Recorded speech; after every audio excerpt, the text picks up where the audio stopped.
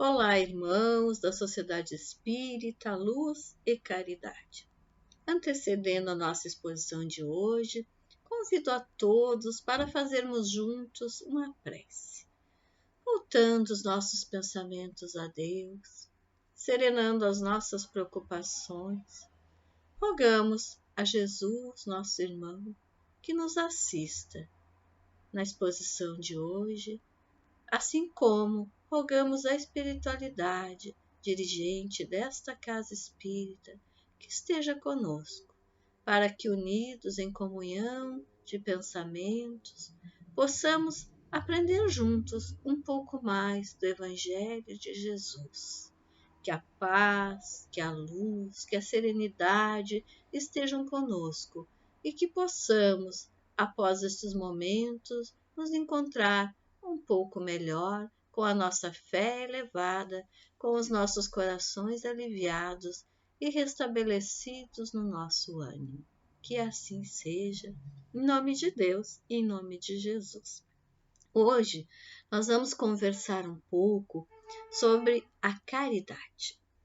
O Espiritismo, meus irmãos, nos mostra que a causa dos nossos sofrimentos está nas existências anteriores, na destinação da Terra, na lei de causa e efeito. Ou seja, nós, homens, espíritos encarnados, estamos aqui espiando o nosso passado, muitas vezes o passado bem próximo, as atitudes que praticamos ainda nesta existência.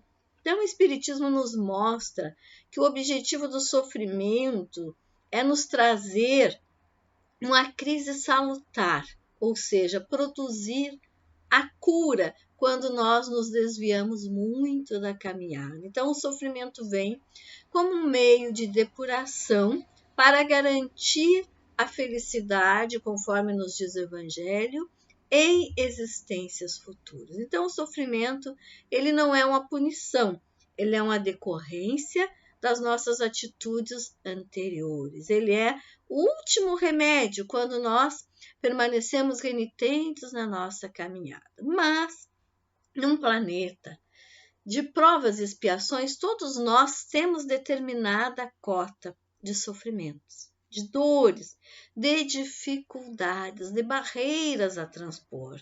Ora, temos alguns ciclos mais tranquilos, daqui a pouco vem outros mais agudos, digamos assim, em que teremos que vencer outras dificuldades. E na convivência, apesar de cada um ter as suas dores, as suas dificuldades, nós temos que nos ajudar mutuamente. Então, quando nós nos empenhamos em diminuir o sofrimento alheio, quando nós exercitamos a caridade para diminuir a dor do nosso próximo, nós compreendemos que a nossa dor, o nosso sofrimento, a nossa dificuldade também faz parte de uma grande sistemática que está presente em todo o universo, que Deus trata todos os seus filhos de maneira equivalente. Então, nós temos que nos manter equilibrados. E nada melhor para o equilíbrio do que uma ocupação útil, do que nos dedicarmos ao nosso próximo, do que termos bons pensamentos. Tudo isso vai colaborando para desenvolver em nós a paciência. E a paciência é indispensável para que nós possamos resolver os nossos momentos de crise, para aumentar os nossos pensamentos positivos. Então, quando nós nos ocupamos com o bem, com ajuda àquele que está necessitando, quando nós colocamos toda a nossa energia para aliviar a dor do nosso irmão, nós estamos canalizando os nossos pensamentos para o bem. E assim, nós nos tornamos melhores. Nós estamos aqui numa construção pessoal, uma construção paulatina, sem pressa.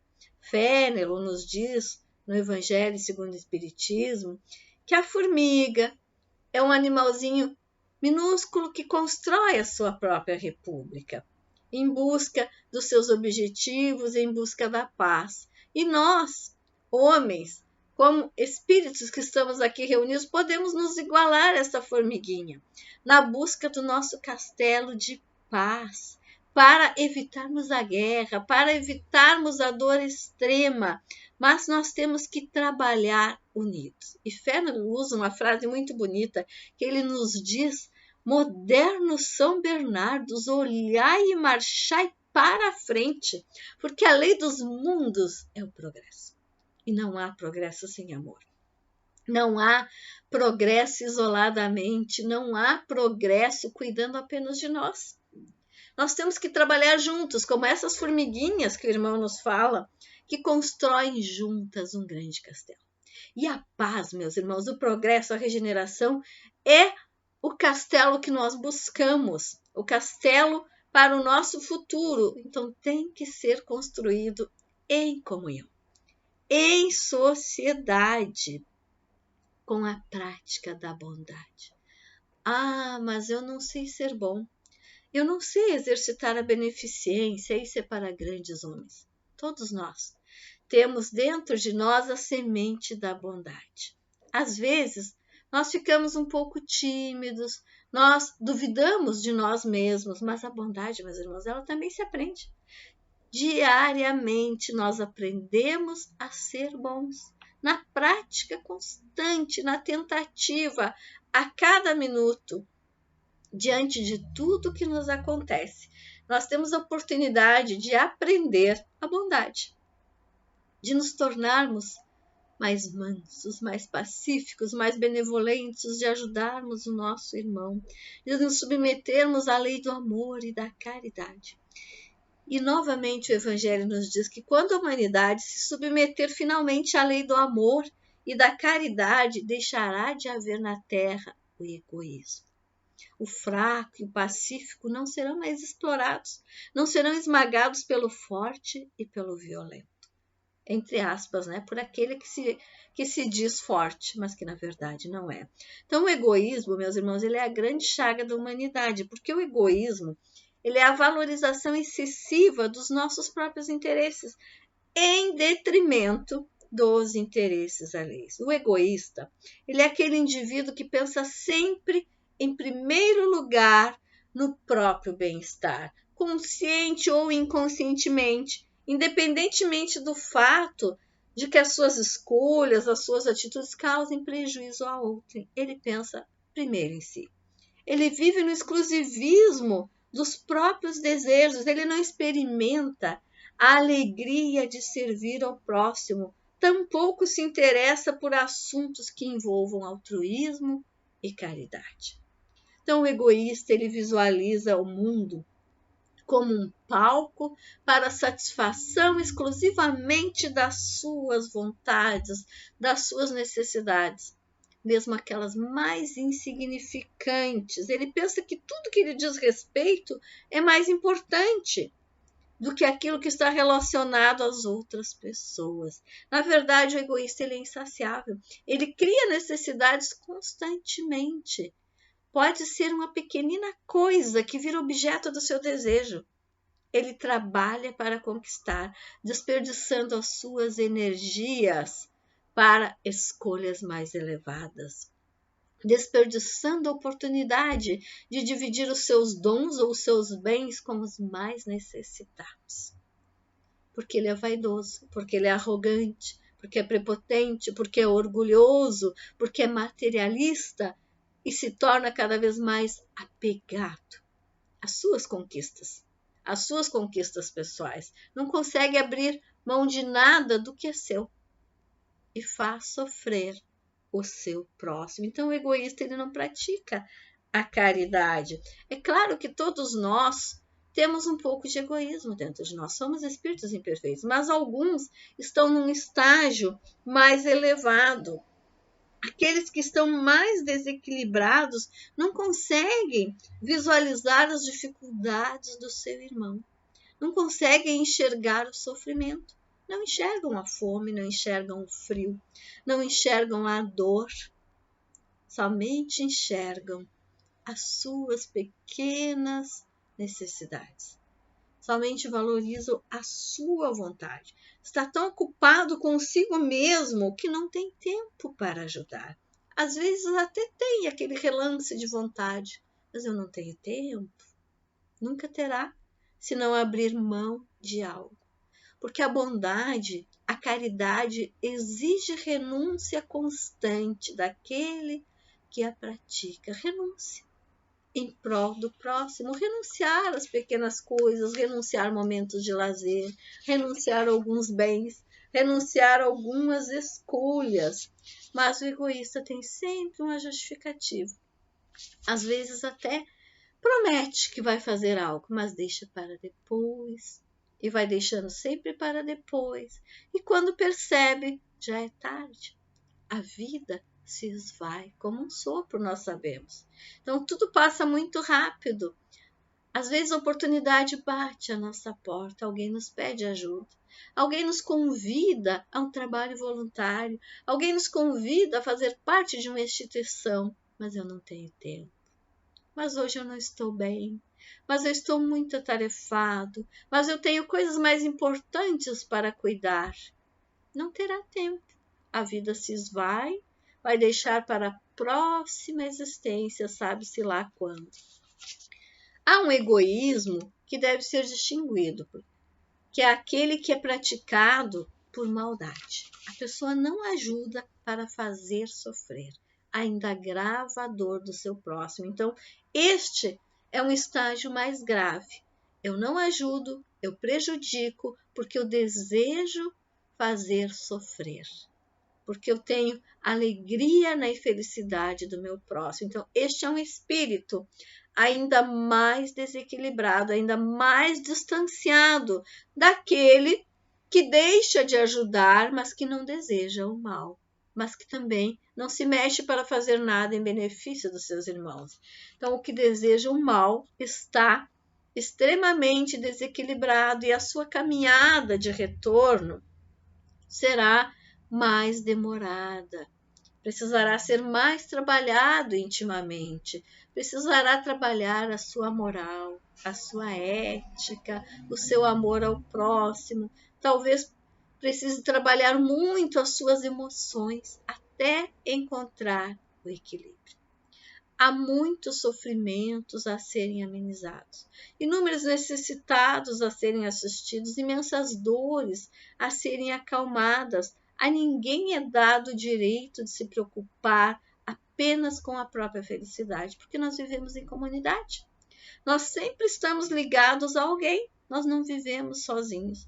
Todos os que reencarnam no mesmo plano, vejam bem, todos os que reencarnam no mesmo plano são corresponsáveis pela manutenção da paz, pela extinção da fome, pela extinção da dor, pelo aconchego dos sofredores, pela instrução dos povos, pela evolução das consciências e pela proliferação do amor.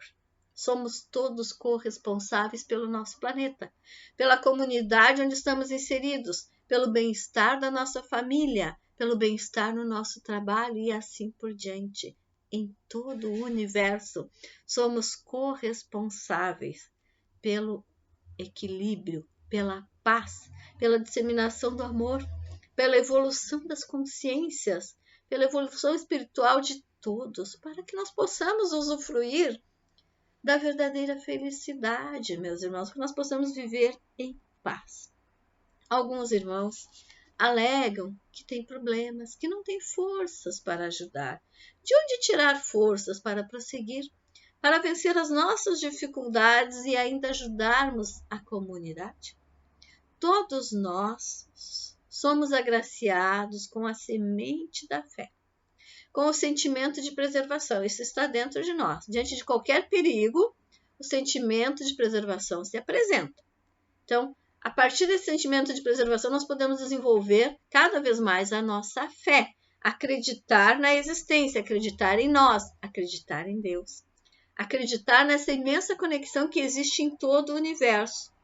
Então, quando nós não tivermos nenhuma instrução externa positiva a respeito das lutas que nós temos que vencer para superar as nossas dificuldades e ainda ajudar o nosso próximo, Olhemos para dentro de nós. Todas as respostas estão dentro de nós. Oremos. Peçamos a Deus que nos instrua, que nos elucide sobre o que fazer. Qual o primeiro passo? Eu gostaria de ajudar. Eu gostaria de fazer um trabalho voluntário. Eu gostaria de me tornar melhor. Como começar? Coloque as suas mãos, a sua mente, o seu coração, a sua boa vontade à disposição do Criador. E o trabalho baterá a porta. Mas aceite o trabalho quando ele chegar. Nada melhor do que trabalhar no bem para equilibrar as nossas emoções. Muitos de nós nos desequilibramos pelo egoísmo, por não praticarmos o bem em prol do nosso próximo. Então, façamos o bem o quanto nos for possível. Nós não podemos nos deter em lamúrias, em desgosto, em melancolia. A vida não é somente tristeza, sofrimento, desgosto e dor. A vida é superação. Não adianta nós praticarmos masoquismo emocional. Isso não resolve os nossos problemas. Nós não somos fracos, porque nós somos filhos de Deus. Nós somos filhos de um Pai onipotente. Então, nós temos condições de superar as nossas dificuldades, de levar a nossa existência superando a todos os obstáculos e nos fortalecendo na prática da caridade, na prática do bem. Nós renascemos para a felicidade, para o amor, para evoluirmos cada vez mais. Mas não é no egoísmo que nós vamos vencer, é na prática do amor. É nos conectando com todos os seres ao nosso redor. Tudo que nós passamos aqui na Terra, todas as dores, as dificuldades ainda ocorrem como decorrência do nosso egoísmo. Quando nós nos tornarmos plenamente bons, a dor se extinguirá. Quando todos se tornarem bons, não haverá mais sofrimento.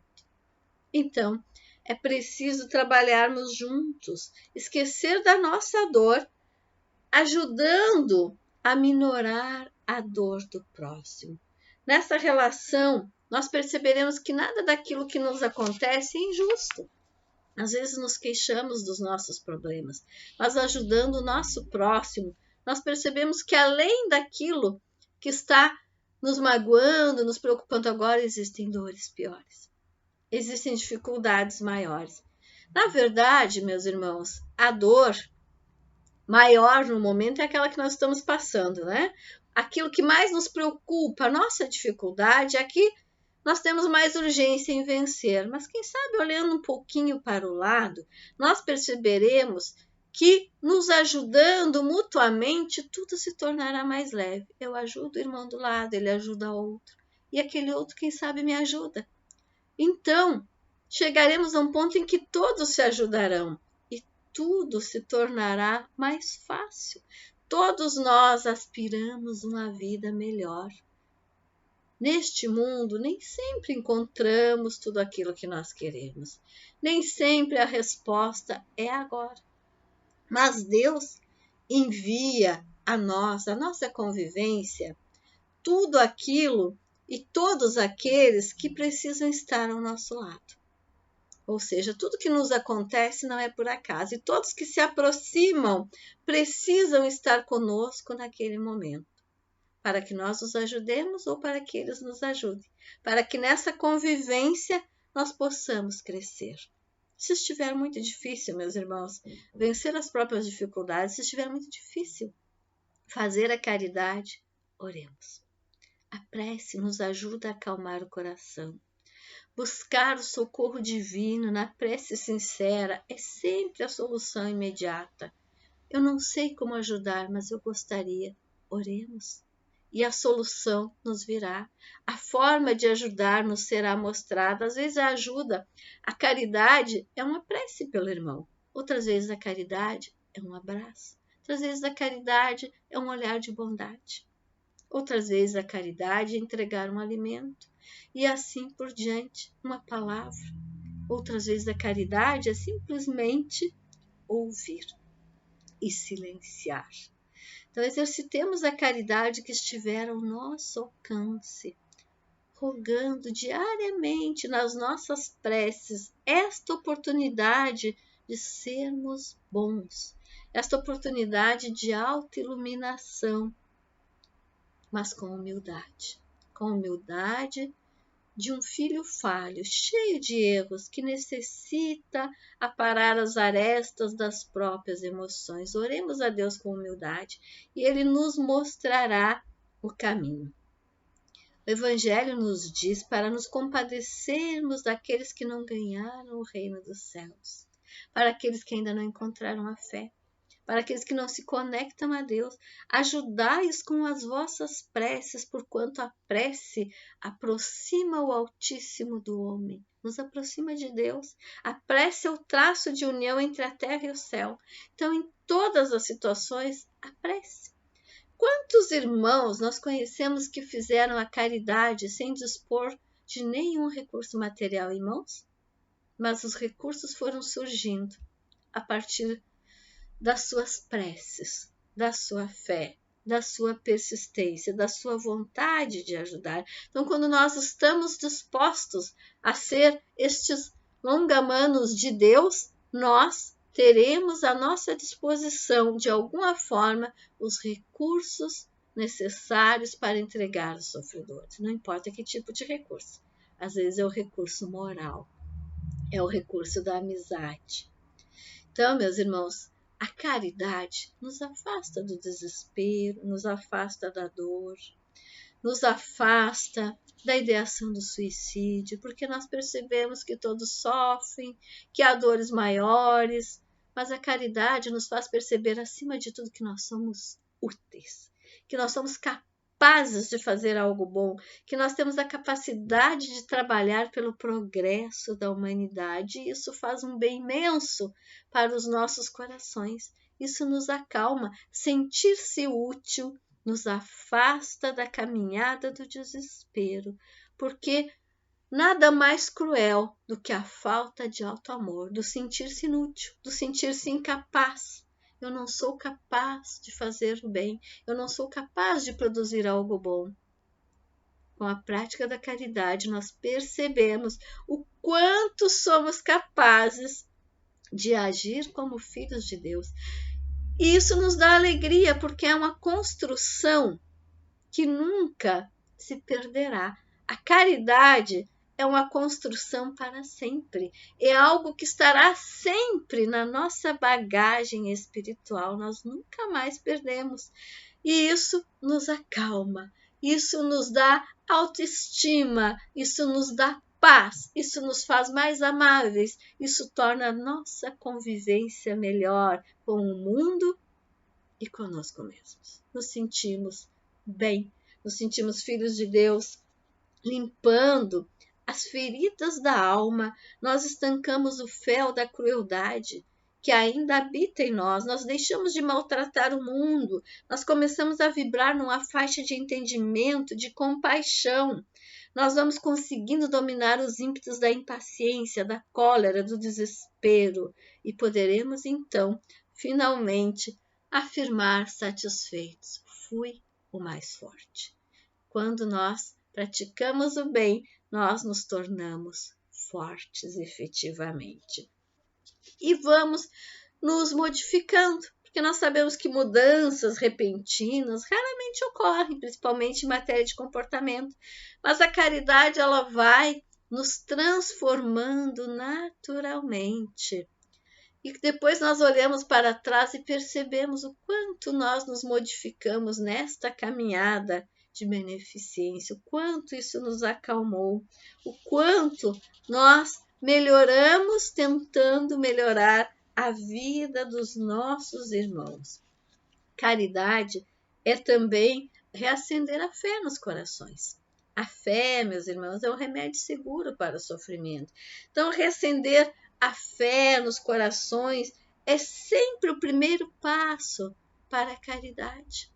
Reacender a fé, porque nós podemos entregar os bens materiais, mas se nós não reacendermos a fé naquele coração abatido, ele vai continuar no sofrimento. Mas quando nós reacendemos a fé interior, uma pessoa, quando nós colaboramos para isso, ela terá condições de, a partir dali, caminhar por si mesma e buscar os recursos para melhorar a sua existência, acalmar por si só a sua dor. Então vejam que a maior caridade é reacender a fé nos corações, é levar aquele ânimo moral, é restaurar a vontade de viver, é levar a energia salutar de vontade de estar vivo, de considerar-se filho de Deus, de sentir-se capaz de conquistar o que necessita pelos próprios recursos. Então, às vezes é necessária a caridade material de urgência para evitar o perecimento físico, mas nada mais belo do que esta caridade moral de elevar o ânimo dos nossos irmãos que estão em sofrimento. Aquele que se eleva pelo remédio da fé dificilmente sucumbirá. Aquele que permanece apático, negando-se à prática da caridade, mais dificuldade terá a cada dia. O verdadeiro cristão, nos diz Emmanuel, é aquele que professa a sua fé com o júbilo, mas não apenas com o verbo, mas com a própria vida, com os ideais que acalenta, com as ações que desenvolve, como exemplo. Então, acima de tudo, importa a nossa forma de agir. É assim que nós professamos a nossa fé, com as nossas atitudes de caridade em prol dos nossos irmãos sofredores. Eu agradeço a oportunidade desta conversa fraterna e, conforme Santo Agostinho nos lembra, nós estamos caminhando numa época de extrema transformação para um mundo de regeneração, que possamos todos nós fazer a nossa parte, nos regenerando e ajudando a regenerar o mundo que nos rodeia. Vamos proferir a nossa prece de encerramento, agradecendo a Jesus pela sua companhia amorável, através desta caravana de trabalhadores que estão conosco. Agradecemos a Deus pelo dom da vida, pela oportunidade de crescimento e rogamos que nunca nos falte a fé e a bondade nos corações. Que assim seja. Muita paz. Um abraço em todos os corações que nos ouviram hoje.